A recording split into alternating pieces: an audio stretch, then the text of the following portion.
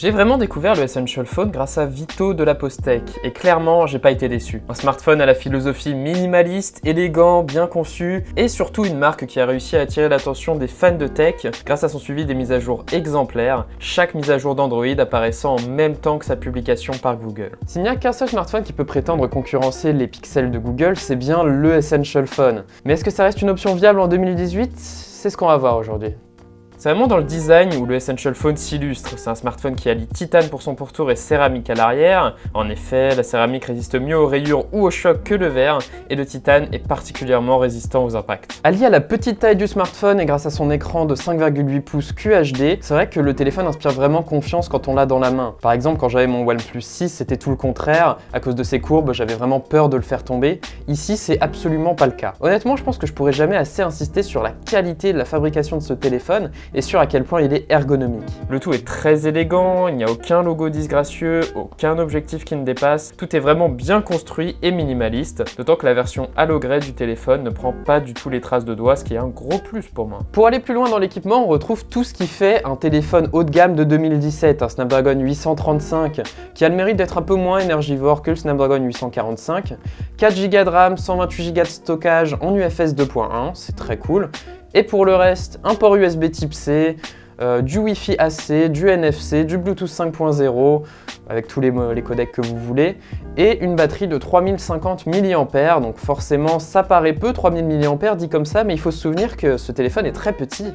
Et honnêtement, une batterie de 3000 mAh là-dedans, ça peut faire le job et bien faire le job. Son écran d'ailleurs n'offre aucune possibilité de réglage certes, mais par défaut il est très détaillé avec sa résolution QHD, les textes sont très fins et précis, d'autant qu'il s'agit d'un écran LCD, et honnêtement je pense que la supériorité de l'OLED sur le LCD est vraiment un peu surfaite, la différence n'est pas si facile à faire entre cet écran et celui du OnePlus 6 par exemple, à moins que vraiment vous affichiez tout le temps des noirs absolus. Niveau réseau, toutes les bandes 4G françaises sont compatibles avec ce téléphone. Alors ça a l'air de rien dit comme ça, mais par rapport à d'autres téléphones chinois qui sont importés pour le même prix, c'est un point positif. Donc le prix c'est autour de 300-350 € une fois importé. Un problème de captation du réseau chez Red, c'est même plutôt l'inverse étant donné que ce téléphone a tendance à rester accroché aux bandes 4G quitte à avoir une moins bonne réception, ce qui pour moi est un gros avantage, la plupart des téléphones ne le font pas. Tout ce hardware sert une expérience Android qui est très réussie. Elle est simpliste, sans aucun bloatware, c'est du pur Android stock, sans aucun autre ajout que l'application caméra. D'ailleurs à la réception du téléphone, on retrouve seulement une poignée d'applications installées, même des essentiels de Google comme YouTube, voire même Google Photos, il me semble, ne sont pas préinstallés. C'est vraiment impressionnant pour un téléphone Android, ça change. De plus, utiliser Android stock, ça donne un vrai sentiment de cohérence à l'interface, comme sur Android One en fait. Toutes les applications de base sont celles de Google, ce qui donne une vraie impression de cohérence. Le matériel design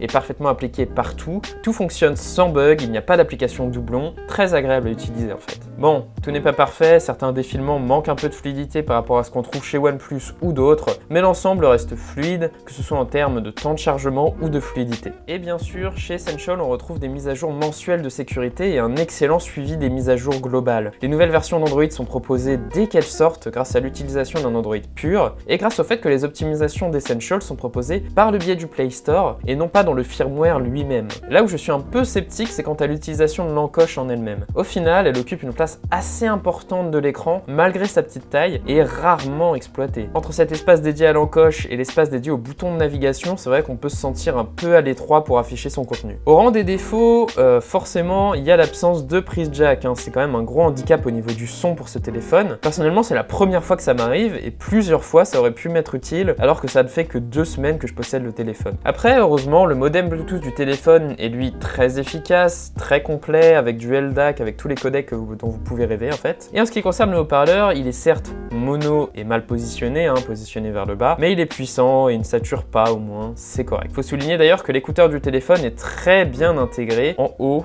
dans le pourtour du téléphone. En ce qui concerne la caméra, vous le savez sans doute, mais c'est plutôt un point négatif pour le Essential Phone, étant donné que certes elle a été améliorée au fil des mises à jour, mais elle reste limitée par son hardware. Forcément, un capteur de seulement 1/3 de pouce, c'est très petit, associé à une optique qui ouvre à f1.85, ça limite fortement la quantité de lumière disponible pour l'appareil et donc la qualité générale des clichés. De plus, il n'y a aucune stabilisation optique, ce qui est assez dommage déjà pour la netteté générale des clichés, mais également pour la stabilité des vidéos en 4K 30 fps ou en 1080p 30 ou 60 fps. Et certes, installer la Google Caméra permet d'améliorer un peu la qualité des clichés, je vous laisse d'ailleurs un lien d'installation dans la description, mais c'est pas transcendant non plus. Et pour moi, la caméra en soi, bon, je dis pas qu'elle est mauvaise, elle fait bien le job, c'est clair, hein, c'est très bien, c'est très suffisant pour moi, mais c'est pas une bonne caméra pour autant, même pour un téléphone. Je reviens sur la batterie de 3050 mAh et effectivement, elle semble particulièrement efficace pour alimenter le Essential. Sous Android Pie, je tiens facilement une longue journée d'utilisation lorsque je suis en déplacement, et lors de journées d'utilisation plus intensives du téléphone, j'obtiens facilement entre 6 et 7 heures de screen on time, sans aucune optimisation particulière, donc on peut dire que c'est du très bon travail de la part du Essential. Bref, pour conclure, en 2018, le Essential Phone reste une valeur sûre du marché des smartphones. Au tarif pratiqué, il est presque imbattable et vous pouvez l'importer facilement en passant par le site Amazon.com qui gère tout ce qui est frais de douane, importation, etc. Vous n'avez aucun souci à vous faire. Si ce que vous cherchez, c'est une expérience Android stock, fluide, pure, avec des mises à jour régulières, d'autant qu'Essential garantit encore une année de mise à jour, vous n'avez aucun souci à vous faire, à moins forcément que la caméra, vous soyez un vrai fanat de prendre des photos avec votre téléphone, ce qui n'est pas mon cas. Aujourd'hui, je pense que c'est le meilleur rapport qualité-prix du marché, même avec le Pocophone ou le Honor Play. Pfiou. Bref, j'ai eu beaucoup de mal à réciter cette conclusion, j'espère que cette vidéo vous aura aidé, qu'elle vous aura plu, et je vous dis à la prochaine tout simplement. C'était Thomas, c'était Nightech, à bientôt les gars.